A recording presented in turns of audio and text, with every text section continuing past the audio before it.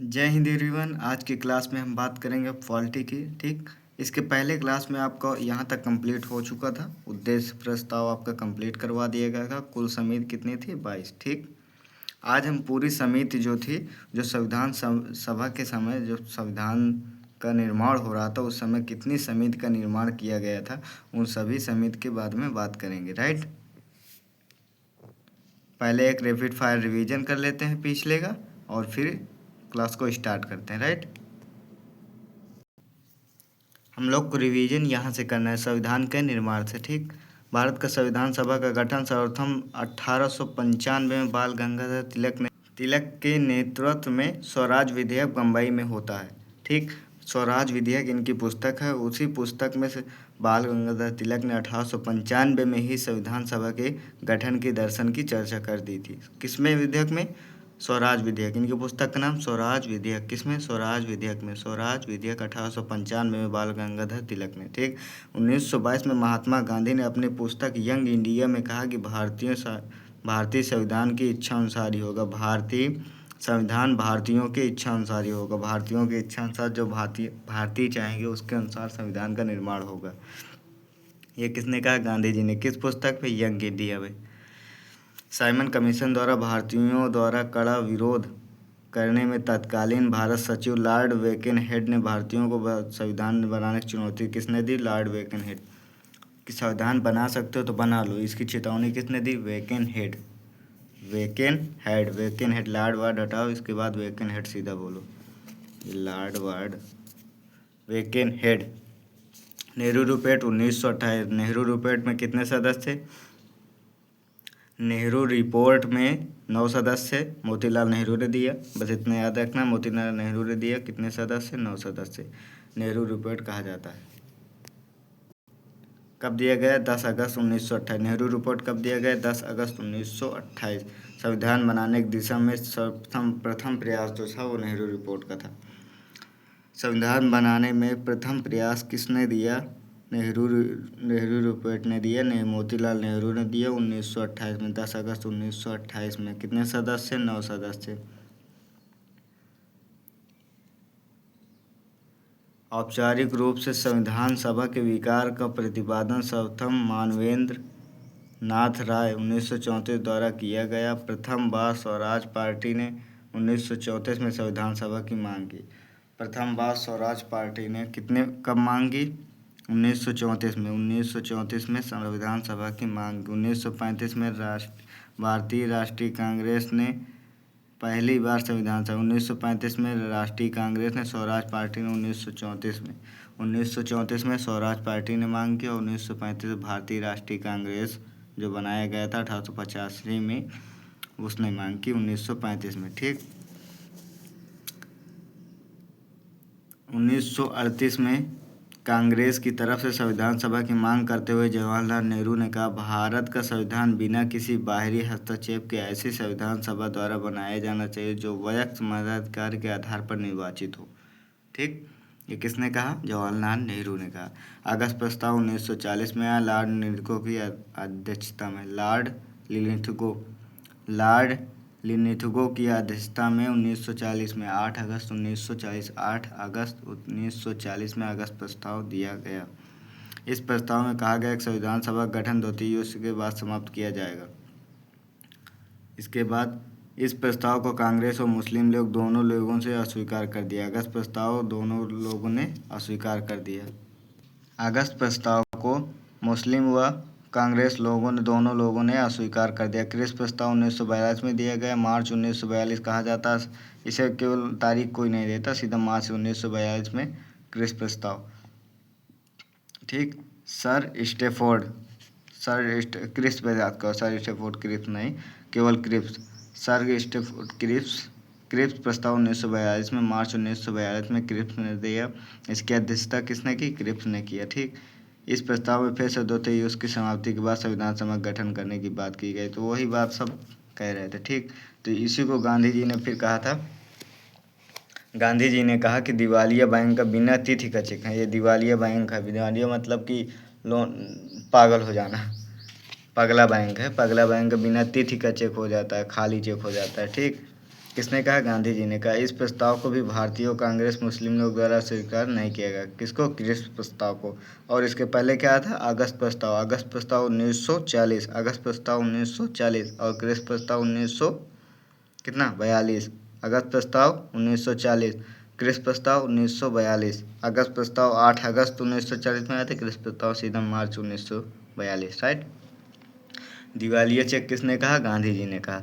इस प्रस्ताव को नहीं स्वीकार किया राजगोपालाचारी, जो राजगोपालाचारी CR फार्मूला दिया 1944 में। द्विराष्ट्र सिद्धांत व ब्रिटिश सरकार से भारत की स्वतंत्रता की मांग को लेकर कांग्रेस व मुस्लिम लीग के बीच वैचारिक मतभेद को सुलझाने के लिए एक सूत्र दिया। मुस्लिम लीग कांग्रेस की स्वतंत्रता की मांग का समर्थन करें, लीग कांग्रेस को केंद्र से अस्थायी सरकार के गठन में सहयोग देवें। मुस्लिम लीग कांग्रेस की स्वतंत्रता में समर्थन करे, जो मुस्लिम लीग है स्वतंत्रता में भागीदारी करे और उसका समर्थन दे। ठीक। और लीग कांग्रेस ने केंद्र के अस्थायी सरकार को गठन में सहयोग करे। लीग जो कांग्रेस की अस्थायी सरकार हो उसमें गठन में सहयोग करे। ये किसने कहा? CR फार्मूला 1940 में राजगोपालाचारी ने दिया। किसने दिया? राजगोपालाचारी ने 1944 में CR फार्मूला दिया और उसमें कहा कि आप लोग समर्थन कीजिए। राइट। कांग्रेस और मुस्लिम लीग के बीच तालमेल बढ़ाने के लिए गांधी जी की सहमति के बाद 10 जुलाई 1944 को CR राजगोपालाचारी ने संविधान का प्रारूप तैयार किया। किसने प्रारूप तैयार किया? C राजगोपालाचारी।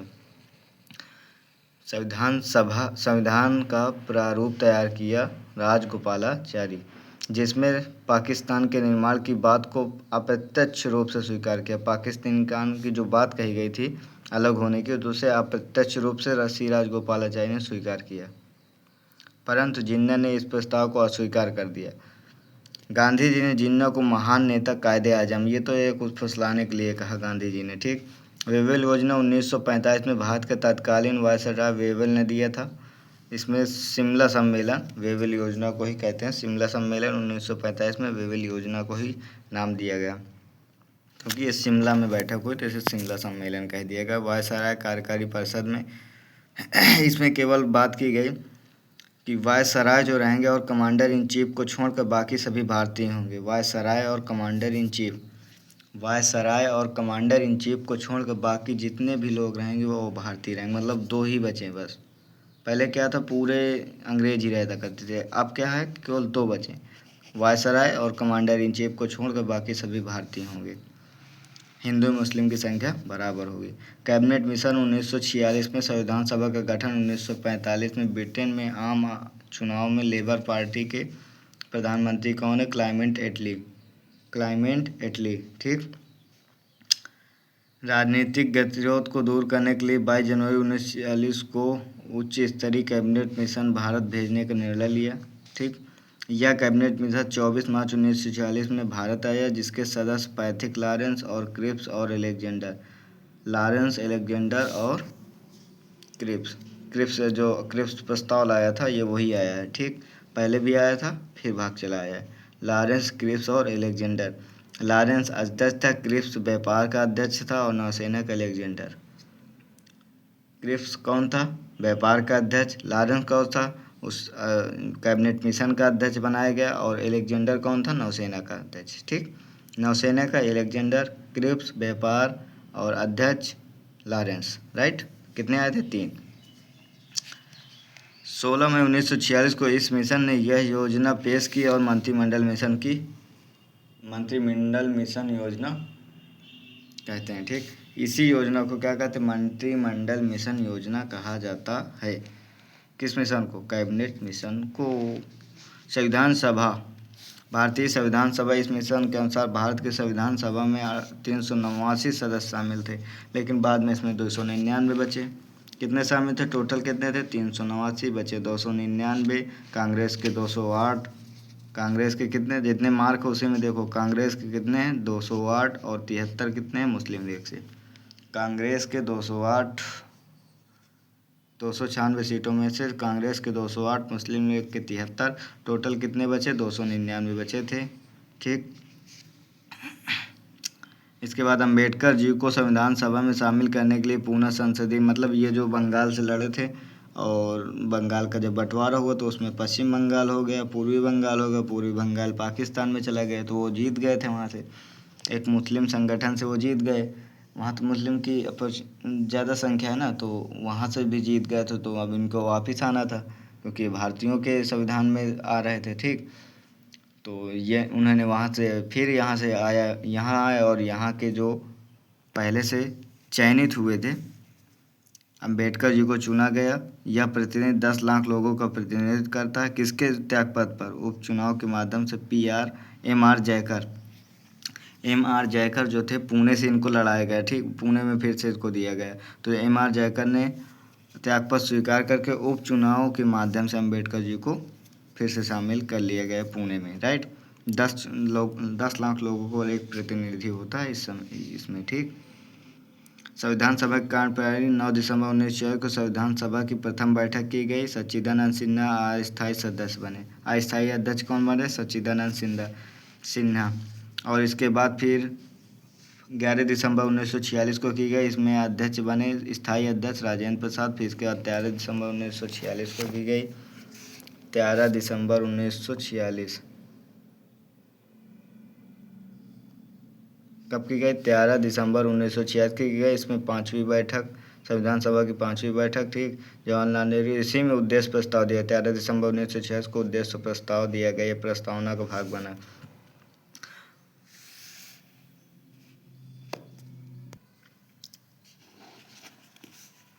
उद्देश्य प्रस्ताव 13 दिसंबर 1946 में जवाहरलाल नेहरू द्वारा प्रस्तुत किया गया। 12 जनवरी 1947 को संविधान सभा द्वारा स्वीकार किया। आगे चलकर यही उद्देश्य प्रस्ताव संविधान की जो प्रस्तावना है उसका भाग बना। कब बना? आधार उसका बना था। उद्देश्य प्रस्ताव 1946, 13 दिसंबर 1946 आगे चलकर संविधान का भाग बना। ठीक, इसमें समिति की बात करें तो संविधान सभा के लिए संविधान के निर्माण हेतु बड़ी समिति की बात की गई। इसमें टोटल 22 समिति है। कितनी है? कुल 22 समिति का बात की गई थी और कुछ अन्य छोटी सब मिला के टोटल 22 हैं, लेकिन उसमें से कुछ महत्वपूर्ण हैं, उनको देखना है। प्रमुख बड़ी समिति और उनके अध्यक्ष, जो संविधान निर्माण में समिति के निर्माण का है, उनके अध्यक्ष कौन है और समिति का नाम क्या है। ठीक, पहले बात करते हैं हम अपने first prime minister Jawaharlal Nehru. ठीक, जवाहरलाल नेहरू। संघ समिति, संघीय और समिति राज्यों के लिए समिति। संघ संघीय राज्य के लिए समिति बनाई जवाहरलाल नेहरू। संघ संघीय समिति और राज्य समिति के अध्यक्ष जवाहरलाल नेहरू। संघ संघीय और राज्य के लिए समिति, संघ संघीय और राज्य के लिए समिति जवाहरलाल नेहरू। संघ समिति हो गई, संघ शक्ति की समिति अध्यक्ष जवाहरलाल नेहरू। संघीय संविधान समिति के जवाहरलाल नेहरू। राज्यों के लिए समिति जवाहरलाल नेहरू। ठीक, ऐसे याद करना है। तो इसमें याद कर लो, संघ संघीय और राज्यों के लिए समिति कौन बनाया था? जवाहरलाल नेहरू ने। संघ संघीय और राज्यों के लिए समिति जवाहरलाल नेहरू। सरदार वल्लभ भाई पटेल। प्रांतीय संविधान समिति व मौलिक अधिकार एवं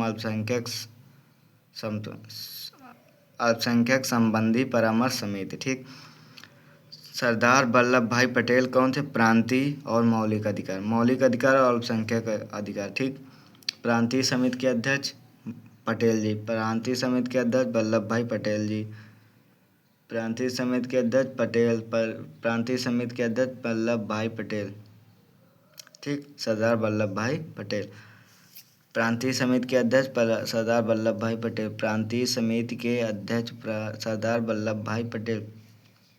प्रांतीय समिति के अध्यक्ष और मौलिक अधिकार के अध्यक्ष और अल्पसंख्यक के अधिकार के अध्यक्ष। ठीक, मौलिक अधिकार, अल्पसंख्यक और प्रांतीय समिति के अध्यक्ष कौन बने? सरदार वल्लभ भाई पटेल। मौलिक अधिकार के सरदार वल्लभ भाई पटेल और अल्पसंख्यक के सरदार वल्लभ भाई पटेल। जे.बी. कृपलानी जो है मौलिक अधिकार के उप समिति बने। जे.बी. कृपलानी, इसको भी याद करो। जे.बी. कृपलानी जो मौलिक अधिकार के कौन बने? सरदार वल्लभ भाई पटेल।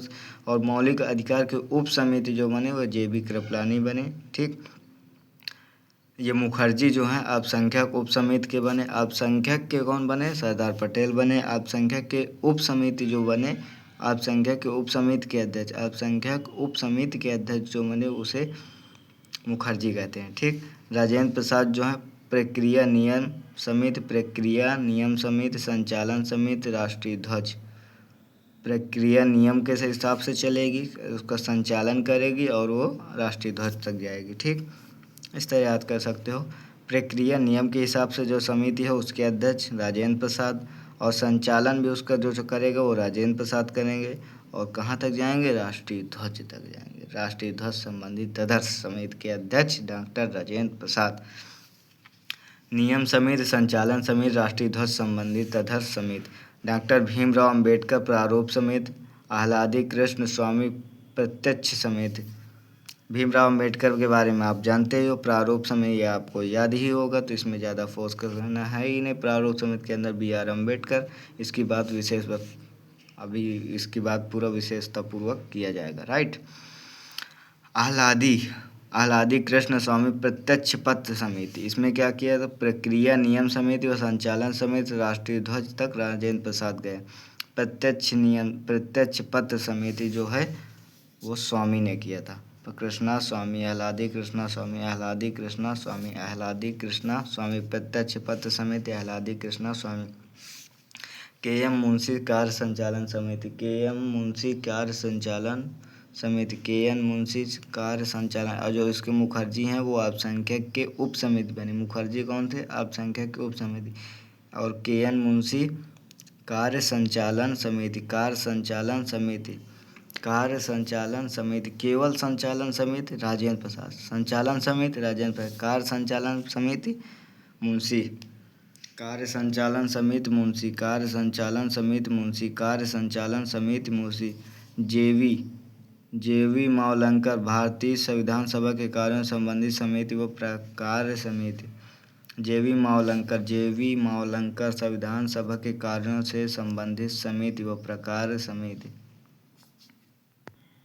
जेबी मावलंकर संविधान सभा के कार्यों संबंधी समिति व प्रकार समिति या प्रकार समिति। संविधान सभा के कार्यों के संबंधी जो प्रकार समिति वो मावलंकर हैं। इसके बाद सीतारमैया सदन समिति, सीतारमैया सदन समिति, सीतारमैया सदन समिति, सीतारमैया सदन समिति, सीतारमैया सदन समिति, सीतारमैया सदन समिति। ठीक, सीतारमैया सदन समिति, सीतारमैया सदन समिति, सीतारमैया सदन समिति, सीतारमैया सदन समिति। आह्लादी कृष्ण स्वामी प्रत्यक्ष पद समिति, ये हो गया था, डबल हो गया है। ठीक, ये पॉकेट जीके के ही है, डबल प्रिंट करवा दिए सर।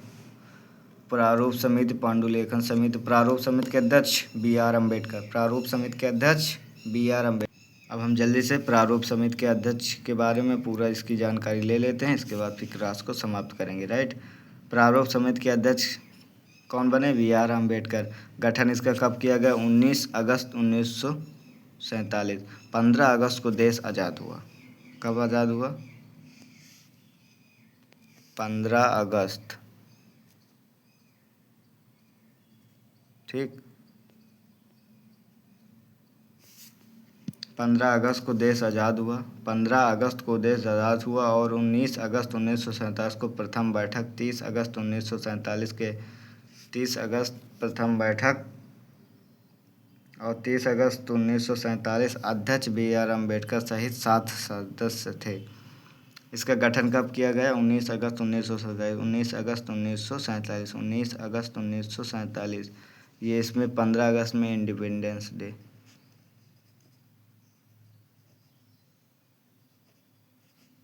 इंडिपेंडेंस डे कब मनाया जाता है? 15 अगस्त को। Right. Doctor B R Ambedkar, इसमें टोटल कितने सदस्य? 7 सदस्य शामिल थे। कब इसका गठन किया गया?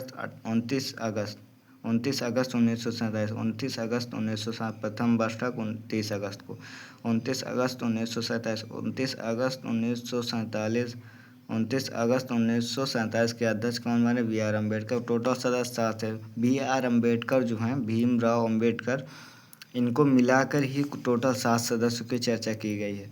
इनको मिलाकर उसी में 7 सदस्य की चर्चा की है, डॉक्टर बी आर अम्बेडकर को मिलाकर। ठीक, तो कितने सदस्य हैं? 7 सदस्य हैं। एक तो भीमराव अम्बेडकर हो गए, दूसरे हो गए गोपाल स्वामी अयंगर, आह्लादी कृष्णा स्वामी अय्यर, डॉक्टर के एम मुंशी और सैयद मोहम्मद सादुल्ला,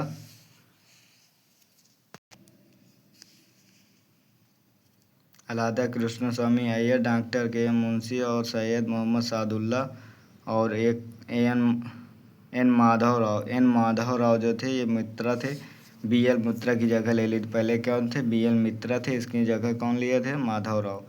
और टीटी कृष्णाचारी इसके खेतान की जगह ली थी। डीपी खेतान की जगह किसने लिए? कृष्णा मचारी किसकी जगह लिए थे? खेतान की जगह लिए थे।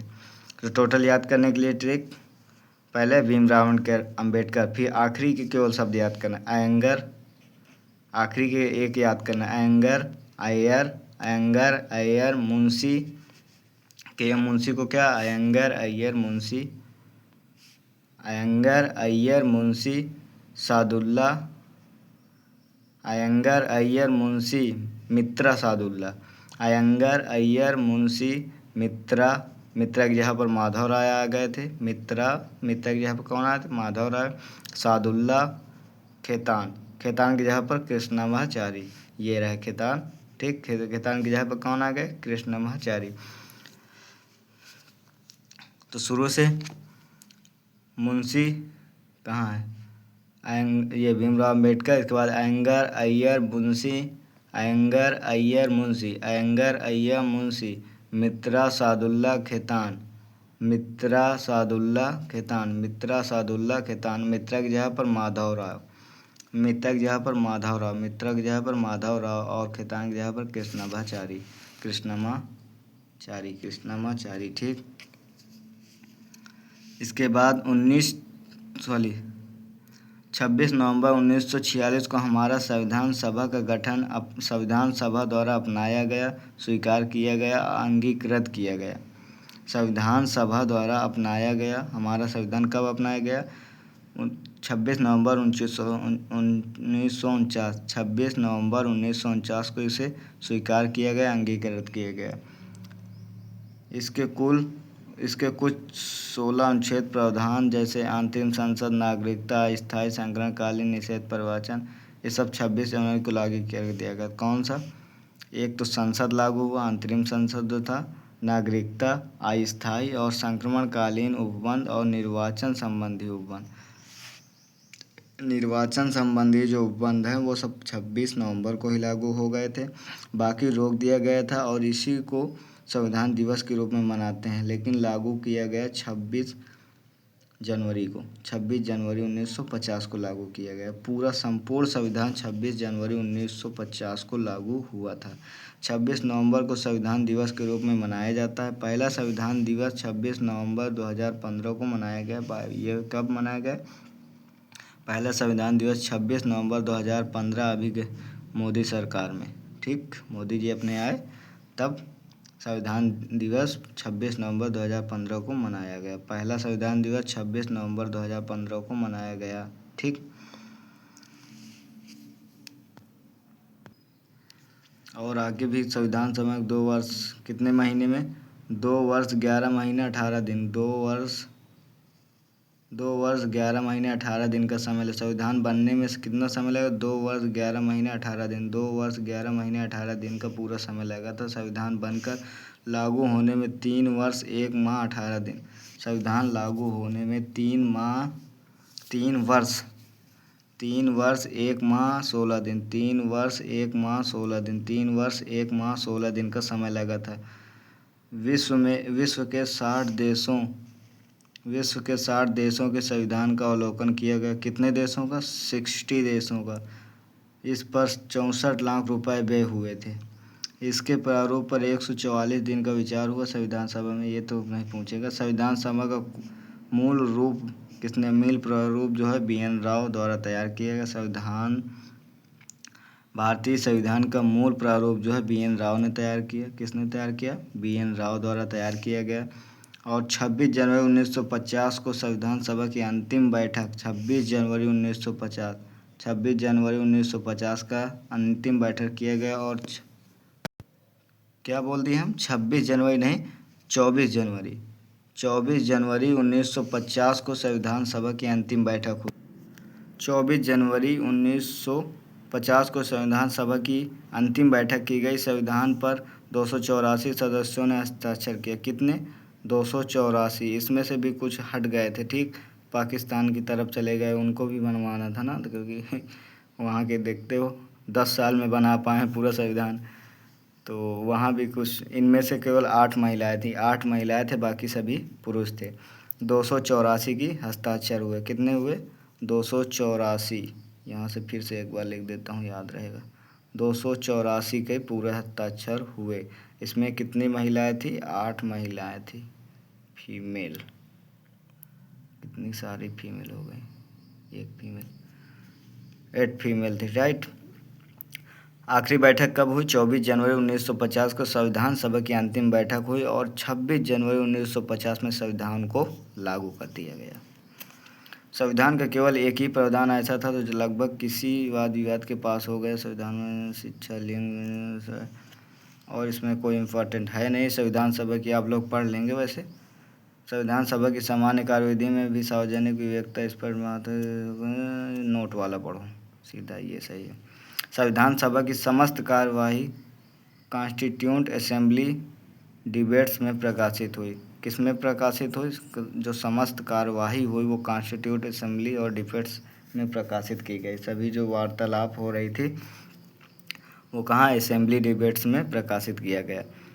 24 जनवरी 1950 को ही राष्ट्रगान व राष्ट्रगीत को अपनाया गया। कब? 24 जनवरी 1950 में। इसी दिन डॉक्टर राजेंद्र प्रसाद को भारत का राष्ट्रपति चुना गया। इसी दिन भारत का राष्ट्रपति डॉक्टर राजेंद्र प्रसाद को भी चुना गया। किस दिन? 24 जनवरी 1950 अंतिम बैठक हुई। इसी में राष्ट्रगान और राष्ट्रगीत को अपनाया गया। इसी में डॉक्टर राजेंद्र प्रसाद को राष्ट्रपति के रूप में चुना गया, ठीक। संविधान सभा को भंग कर उसमें अंतरिम संसद को परिवर्तन कर दिया गया। संविधान सभा को भंग कर दिया गया और अंतरिम संसद का निर्माण किया। संविधान सभा को भंग करके अंतरिम संसद में परिवर्तन कर दिया गया। 22 जुलाई 1947 को राष्ट्रीय ध्वज को अपनाया गया। 22 जुलाई, 22 लिखा तो हुआ है, 22 जुलाई 1947, 22 जुलाई 1947 को राष्ट्रीय ध्वज, किसको? राष्ट्रीय ध्वज को अपनाया गया। 22 जुलाई 1947 को राष्ट्रीय ध्वज को अपनाया गया। और 24 जनवरी 1950 को किसको अपनाया गया था? राष्ट्रगान और राष्ट्रगीत। राष्ट्रगान और राष्ट्रगीत। राजेंद्र प्रसाद को वो राष्ट्रपति का पद भी दिया गया। राष्ट्रीय ध्वज के लिए प्रस्ताव पंडित गोविंद मालवीय ने रखा था। राष्ट्रीय ध्वज के लिए प्रस्ताव किसने रखा था? मालवीय ने रखा था, गोविंद मालवीय ने रखा। राष्ट्रीय ध्वज का निर्माण पिंगली वकैया, ध्वज का निर्माण किसने किया? पिंगली वकैया द्वारा किया गया। संविधान सभा में कुल 15 महिला सदस्य थे, ये सभी कांग्रेस की थी। बची कितनी थी? 8 थी। संविधान सभा के 22 भाग थे, ठीक। अनुच्छेद 395 व सूची 12 सूची। कितने से भाग हैं? 22 भाग हैं, टोटल 22 भाग हैं। गिनती से 25 भाग, गिनती से 25 भाग, लेकिन है टोटल पूछा जो जाएगा वो 22 भाग। कितने भाग हैं? 22 भाग हैं। अनुच्छेद 395 में अनुसूची 12। कितनी अनुसूची हैं? 12 अनुसूची हैं। मूल रूप से 8 हैं, लेकिन 12 हैं। भारतीय संविधान की ग्रहित संविधान कहा जाता है। भारतीय संविधान को ग्रहित संविधान कहा जाता है। भारतीय संविधान को ग्रहित संविधान कहा जाता है। भारतीय संविधान को ग्रहित संविधान कहा जाता है। आज के लिए इतना ही, फिर आगे की बात हम कल करेंगे। मिलेंगे नेक्स्ट वीडियो में। जय हिंद, जय भारत।